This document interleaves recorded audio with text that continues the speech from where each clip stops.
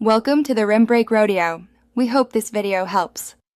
You begin by confirming prerequisites: SQL Server Edition, instance name, and the server IP or host name.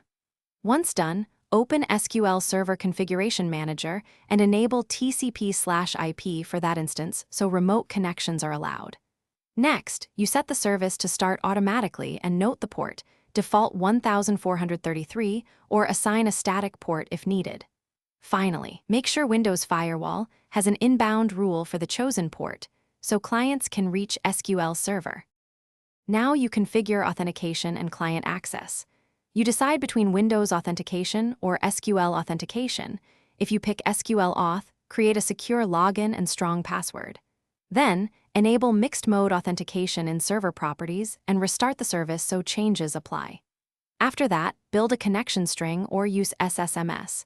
Server equals hostname, instance or hostname port, include credentials.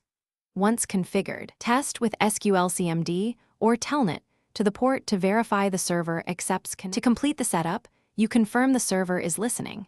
Use Netstat and inspect SQL Server error logs for the bound IP and port.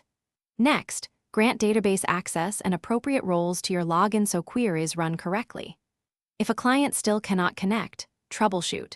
Check Windows Firewall rules, ensure SQL Browser is running for named instances, and verify the connection string uses correct instance or port. One tip: temporarily disable Firewall to isolate whether the network rules are the blocker. Thanks for watching. Consider subscribing if we helped you.